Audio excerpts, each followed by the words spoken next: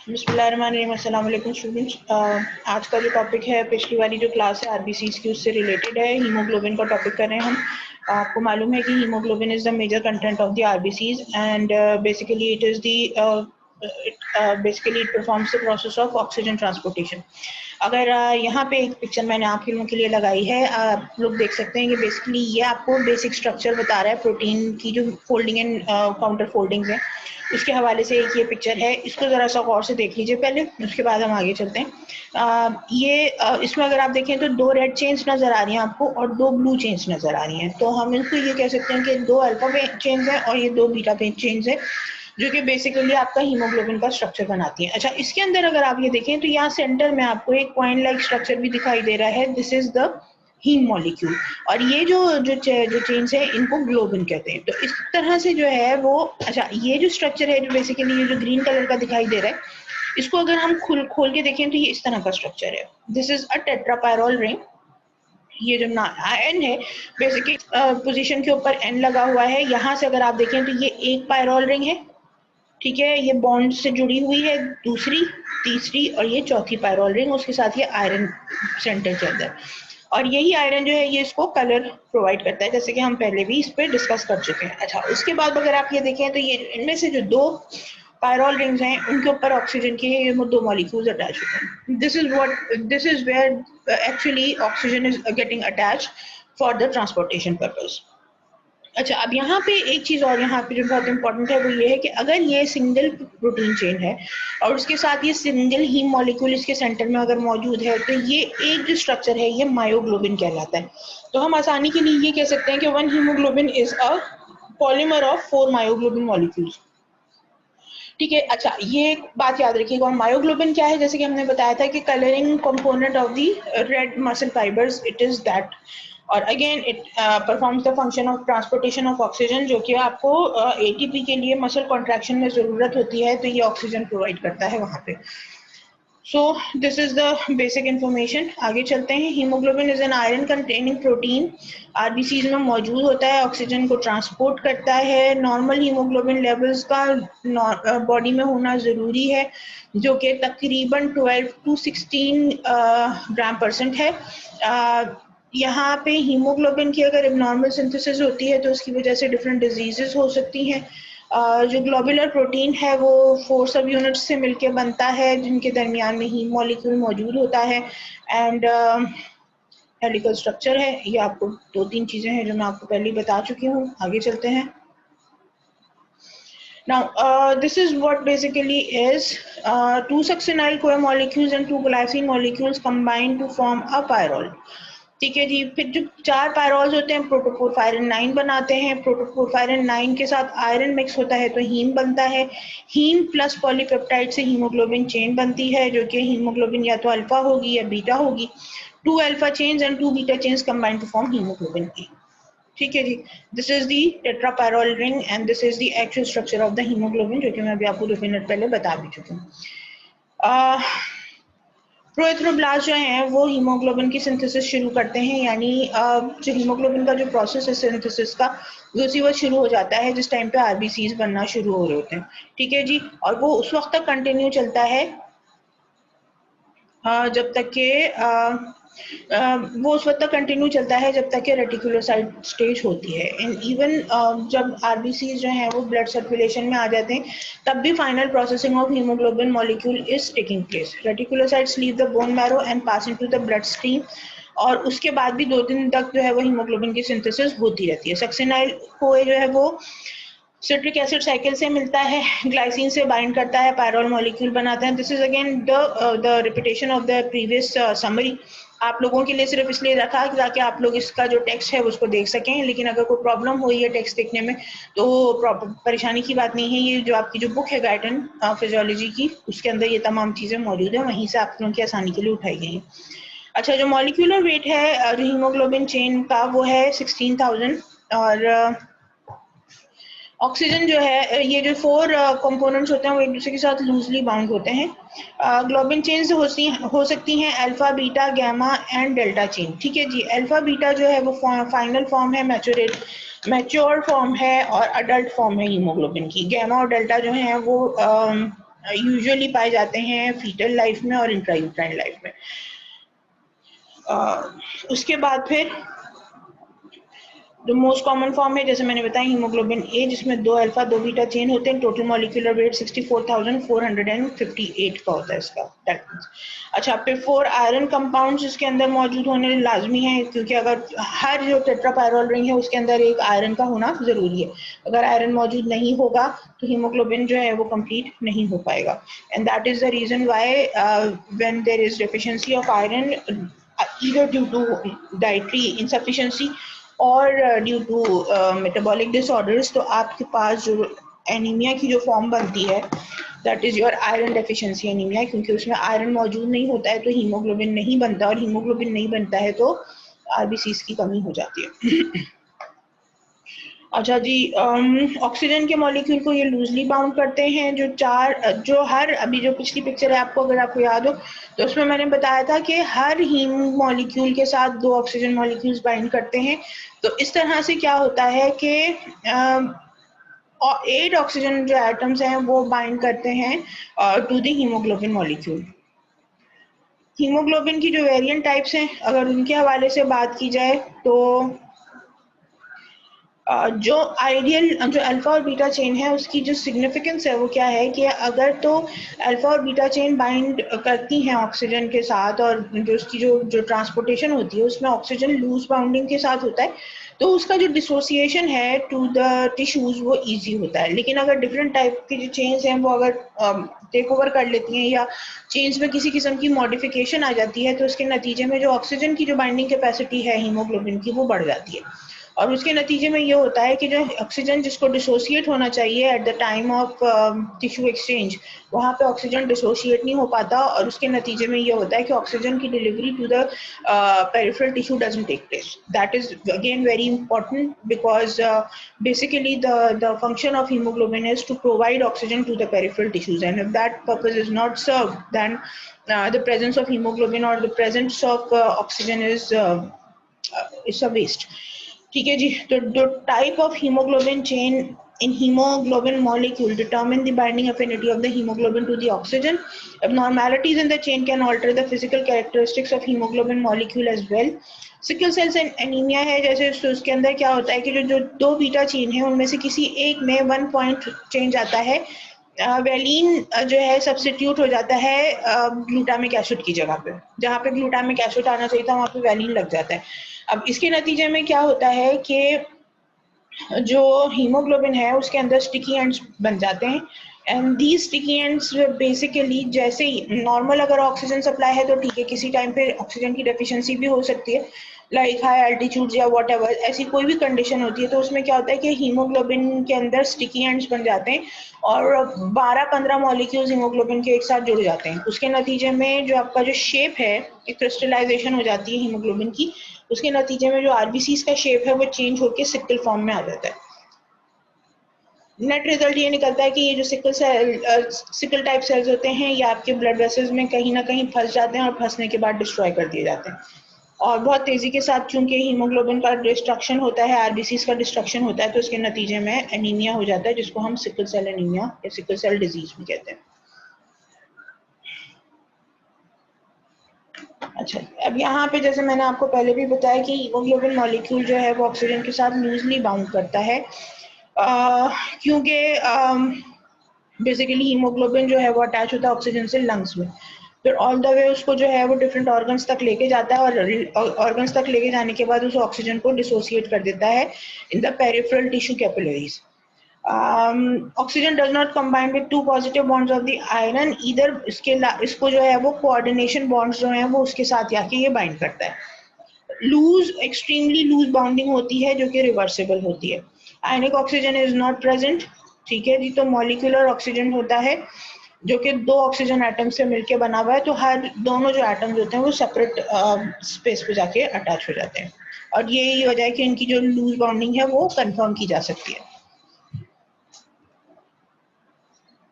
अच्छा जी, अब जब हम बात करते हैं हीमोग्लोबिन के हवाले से, तो अच्छा यहाँ पे एक जो चीज़ है बहुत इंपॉर्टेंट वो है आयरन की, कि आयरन की बेसिकली बहुत ज़्यादा ज़रूरत होती है आपके किसके लिए, हीमोग्लोबिन की सिंथेसिस के लिए।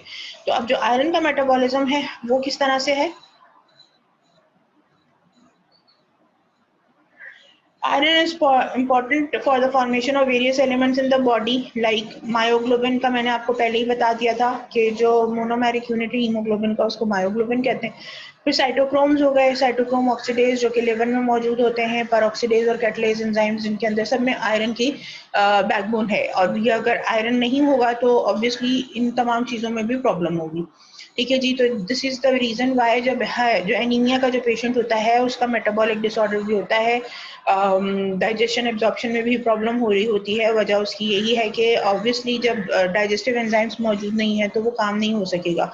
पेरोक्सीडेज कैटलेज एंजाइम नहीं है, रेडिकल्स को स्कैवेंज नहीं किया जा सकेगा, और जब रेडिकल्स इंजरीज बहुत ज़्यादा होंगी तो वो भी डिजीज कॉज कर सकती हैं। और जो एनीमिया जो कि बेसिकली एक डेफिशिएंसी है उससे मजीद डिजीजेस कॉज हो रही हैं, because the component which is present in the body is not properly responding। ठीक है जी। Total quantity of iron in the body averages 4 to 5 gram. 65% जो है वो हीमोग्लोबिन में होता है, 4% मायोग्लोबिन में होता है, 1% जो है वो डिफरेंट हीम कंपाउंड्स होते हैं जो कि इंट्रासेल्युलर ऑक्सीडेशन करा रहे होते हैं, 0.1% combined with the protein transferrin in the blood plasma. ठीक है, and 15 to 30% is stored for later use in the reticuloendothelial system and the liver parenchymal cells, principally in the form of ferritin। तो अब यहाँ पे आप देख सकते हैं कि आयरन का जो स्टोरेज फॉर्म है वो क्या कहलाता है, फेरेटिन कहलाता है। और यूजुअली वो कहाँ पे होता है, दो जगह पे होता है, रेटिकुलो एंडोथेलियल सिस्टम, यानी आपका जो स्प्लीन हो गए या लिम्फ नोड्स हो गए या टॉन्सिल्स हो गए, वहाँ पे इस तरह से ये पाया जाता है। लेकिन सबसे ज़्यादा जो अमाउंट इसकी अवेलेबल होती है वो स्प्लीन के अंदर होती है, और रिमेनिंग जो होती है वो लिवर में होती है। अच्छा, जो टोटल आयरन है वो सबसे ज्यादा हीमोग्लोबिन में और फिर मायोग्लोबिन में पाया जाता है। ठीक है, तो ये सबसे इम्पोर्टेंट जगह है, यानी सबसे ज्यादा जो चीजें हैं जहाँ पे सबसे ज्यादा आयरन पाया जाता है उसकी डेफिशिएंसी की वजह से सबसे ज्यादा अफेक्टिव वही चीजें होंगी। तो इसी वजह से हम usually metabolic disorders iron deficiency में इतना मेंशन नहीं कर रहे होते हैं जितना हम आयरन डेफिशिएंसी एनीमिया मेंशन कर रहे होते हैं या मसल फटीग मेंशन कर रहे होते हैं। उसकी वजह ये है कि ये दो जगहों पे सबसे ज्यादा आयरन की यूज हो रही है, यूजेज है, और वो जो यूजेज है उसकी नतीजे में डेफिशिएंसी भी सबसे ज्यादा आएगी। अच्छा जी, आयरन जो है उसकी जो ट्रांसपोर्ट और स्टोरेज है वो कुछ इस तरह से है कि आप डाइट में आयरन लेते हैं जो कि स्मॉल इंटेस्टाइन में एब्जॉर्ब हो जाता है, and then it combines to beta globulin which is known as apotransferrin. This apotransferrin along with iron forms transferrin which is then transported in the plasma with loose bounding with that can be released at any time। Excessive iron जो है वो specially deposit होता है वहीं जहाँ पे हम पहले बात कर चुके हैं कि hepatocytes of the liver and reticuloendothelial cells in the bone marrow as well. अच्छा जी, इसके बाद फिर iron combines mainly with the protein apoferritin जिसका मॉलिक्यूलर वेट जो है वो 460 100,000 है, एंड फॉर्म्स दी फेरेटिन जो कि स्टोरेज आयरन है। Smaller quantities of iron which are insoluble are called haemosiderin, और ये फिर जो है वो टिश्यू के अंदर डिपॉजिट भी हो सकती हैं और वेरियस डिजीज कंडीशंस जो हैं वो प्रोड्यूस करती हैं। आयरन पूल से जब भी आयरन की रिक्वायरमेंट होती है, आयरन बहुत तेजी के साथ रिलीज होकर सर्कुलेशन में आ जाता है और अपनी जो रिक्वायरमेंट है उसको पूरी करता है। Transferrin molecule and its attached iron tightly bound to the membrane receptors for ingestion with the erythroblast by endocytosis, and then it is delivered to the mitochondria where heme is synthesized। ठीक है जी, यानी मैं इसको आपको इस तरह से करके बता सकती हूँ कि से फॉर एग्जांपल आपकी सर्कुलेशन में आयरन आ गया है, ठीक है, और ये आपका इस जगह पर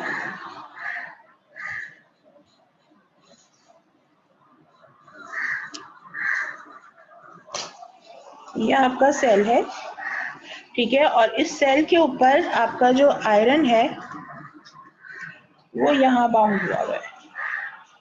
ठीक है, now this process of endocytosis takes place, क्योंकि आपको मैं पहले भी बता चुकी हूँ, ठीक है। एंड फाइनली जो है ये यहाँ पर वेसिकल के अंदर आयरन आ जाएगा और यहाँ से ये जाके माइटोकॉन्ड्रिया को सप्लाई होता है और वहां पे फिर this iron is converted into heme. अच्छा, यहाँ पे ये बात याद रखिएगा, दिस शुड बी अंडरस्टूड कि ये ऑब्वियसली ये जो पूरा प्रोसेस हो रहा है ये आपके रेटिकुलोसाइट्स के अंदर हो रहा है, जो आपके जो मॉडिफिकेशन हो रही है अभी आपके जो आरबीसीज के अंदर, ये प्रोसेस वहां पे हो रहा है, ठीक है जी। अच्छा, उसके बाद फिर क्या था कि आयरन इजीली रिलीज, अच्छा इसके बाद माइटोकॉन्ड्रिया में सिंथेसिस होती है, ट्रांसफेरेंट डेफिशिएंसी की वजह से आयरन डिलीवरी एबनॉर्मेलिटी भी हो सकती है। अच्छा, यहाँ पे एक बात याद रखें कि आयरन का डाइट में ना होना एक बड़ा मसला है, लेकिन आयरन डाइट में जा रही है लेकिन एब्जॉर्ब नहीं हो पा रही, यानी किसी किस्म का कोई मैल एब्जॉर्प्टिव सिंड्रोम हुआ हुआ है, उसमें भी आयरन की डेफिशिएंसी होगी। अच्छा, वहां तक बात नहीं है, खाली ट्रांसफेरन की अगर डेफिशिएंसी है, यानी आपके पास all together generalise protein deficiency है, वो भी अल्टीमेटली लीड करेगी इनटू आयरन डेफिशिएंसी, और ऑल टुगेदर ये तमाम डेफिशिएंसीज लीड करती हैं into hypochromic anaemia which is also known as iron deficiency anaemia. Hypochromic का मतलब क्या है? Hypo means decreased, chromic means colour, ठीक है। डिक्रीज कलर एनीमिया, यानी बेसिकली आरबीसीज को जो कलर मिल रहा है वो किसकी वजह से मिल रहा है? हीमोग्लोबिन की वजह से मिल रहा है। तो अगर हीमोग्लोबिन नहीं है तो आरबीसीज को जो उसका जो टिपिकल रेड कलर है वो मिलेगा नहीं, मिल सकेगा। तो वो जो डेफिशिएंसी आ रही है उसको आप क्या कह रहे हैं? हाइपोक्रोमिक एनीमिया कह रहे हैं।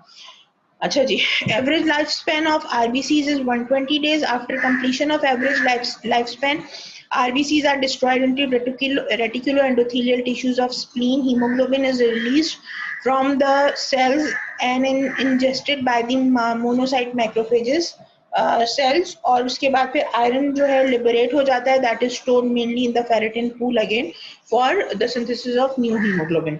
डेली आयरन लॉस जो है वो कितना है? 0.6 milligram of iron per day is excreted through the stools. Quantities of iron are lost when bleeding occurs. तो women additionally in their menstruation loss जो है 1 to 3 milligram per day का जो है वो आयरन लॉस करती हैं, ठीक है। And that is the reason why, अगर आपने नोट किया हो तो आपका जो हीमोग्लोबिन या आरबीसीज के जो काउंट होती है वो मेल और फीमेल की डिफरेंट होती है, और फीमेल्स में कम होती है। The major reason is this iron and RBC loss in the menstrual bleeding. अच्छा जी, इंटेस्टिनल ट्रैक से जो है वो क्या होता है कि iron is absorb from all parts of the small intestine. कोई ये स्पेसिफाई नहीं है कि जी स्टमक में होगा या जो है जेजुनम में होगा या 5 inches of the initial idiom के अंदर होगा, ऐसा नहीं है। पूरी जो इंटेस्टाइन है उसके अंदर ये एब्जॉर्प्शन होती है। Liver secretes moderate amount of apotransferrin जो कि बाइल में जाता है और फिर वहां से उसके साथ बाइंड करके हीमोग्लोबिन को फिर मतलब जो आयरन है उसको लेकर आता है। Apotransferrin binds with free iron and other iron containing compounds like haemoglobin, myoglobin जो कि आपको मीट से मिल रहे होते हैं, वो उनको भी लेकर आता है and combination with transferrin. Complex binds with the receptor in the membrane of the intestinal epithelial cells, and then by pinocytosis this transferrin molecule carrying iron, sorry ये थोड़ा सा हाँ, carrying iron is taken up और फिर plasma transferrin जो है उसको move करवाता है to the iron pool. Iron absorption from the intestine is extremely slow at the maximum rate of only few milligrams per day. This means that even when tremendous quantities of iron is present in the food, only small proportion can be absorbed. तो ये एक बहुत important चीज है कि ये नहीं कर सकते कि आप जी बहुत ही रिच आयरन सप्लीमेंट डाइट जो है वो डेली के हिसाब से खा रहे हो तो उससे कोई फायदा ऐसा होगा नहीं। बहुत ही ट्रेस अमाउंट में जो अगर आपके डाइट में मौजूद है आयरन तो वो भी एब्जॉर्ब हो जाएगा, क्योंकि डेली की जो मतलब जो एब्जॉर्प्शन प्रोसेस है वो काफी स्लो है, तो उसका भी कंसिडर करना चाहिए। अच्छा, इसके अलावा फिर जो आयरन हीमोग्लोबिन, अच्छा यहाँ पे एक चीज और बता दूं कि अब से फॉर एग्जांपल हम यहाँ पे बात कर रहे हैं आयरन जो है taken up by the cell, converted into heme, it is taken by the RBCs in the circulation. This iron performs the function of oxygen carrying. ठीक है जी, यहाँ तक हो गया। अब इसके बाद क्या हुआ, क्या हमें मालूम है कि एक टाइम स्पैन है आरबीसीज का, क्योंकि आरबीसीज में न्यूक्लियस नहीं होता, तो आरबीसीज का 120 डेज का लाइफ स्पैन है। After this what happens, your RBCs enters spleen and there they are destroyed। ठीक है जी, डिस्ट्रॉय होने के बाद क्या होता है, सबसे पहले आरबीसीज का ब्रेकअप होता है, जिसमें से हीमोग्लोबिन सेपरेट हो जाती है। ठीक है, हीमोग्लोबिन में से फिर ग्लोबिन चेन सेपरेट होती है और हीम अलग हो जाता है। ठीक है जी, अब यहाँ पे क्या हो रहा है कि this globin is then recycled, यानी क्या हो रहा है कि उसके अमाइनो एसिड सेपरेट हो जाते हैं फॉर फॉर्मिंग अनदर प्रोटीन। सही जी, हीम का क्या होता है, heme is converted into bilirubin.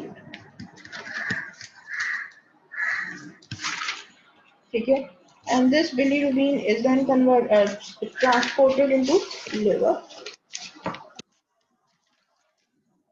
Liver में जाके this bilirubin undergoes the process of metabolism and then it's excreted through bile।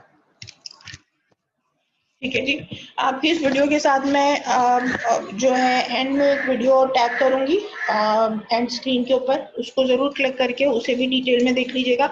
उसमें से भी आपको हीम के हवाले से काफी सारी डिटेल्स मिल जाएंगी, हीमोग्लोबिन के हवाले से। लेकिन ये जरूर है कि आपने उसको देखना जरूर है, इसलिए कि वरना फिर आप लोगों के लिए थोड़ा सा प्रॉब्लम हो जाएगा। Now this whole process is explained by, कहाँ से स्टार्ट करें हम इसको,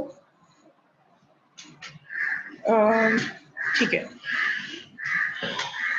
ट्रांसफेरिन आयरन प्लाज्मा में होता है, इट्स एक्सक्रीटेड 0.6 मिलीग्राम, एब्जॉर्ब्ड होता है स्मॉल अमाउंट में और इसी फॉर्म में आ जाता है।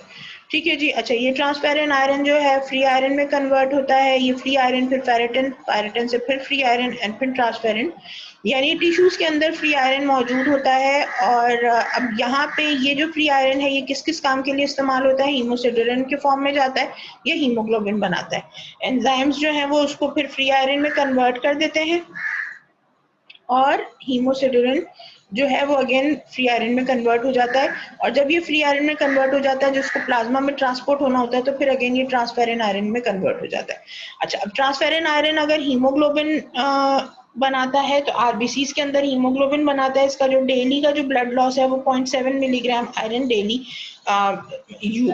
इस्तेमाल होता है, मतलब लॉस होता है ड्यूरिंग मेंस्ट्रुअल पीरियड। अच्छा, हीमोग्लोबिन जो है वो फिर डिग्रेडिंग हीमोग्लोबिन मैक्रोफेजेस में जाके बिलिरुबिन विच इज एक्सक्रीटेड, जो कि अभी मैंने बताया, आयरन फिर फ्री हो जाता है और ये फ्री आयरन जो है वो फिर जो है ट्रांसपोर्ट हो जाता है into the tissues for the storage purpose या फिर रिसाइकलिंग पर्पस के लिए। With this we have completed our lecture। यहाँ पे ये जो टॉपिक है वो कंप्लीट हो चुका है। कोई चीज़ जो अगर समझ में नहीं आई हो तो मुझे ज़रूर बता दीजिएगा। Thank you so much for being with me. जज़ाकल्लाह, अल्लाह हाफ़िज़।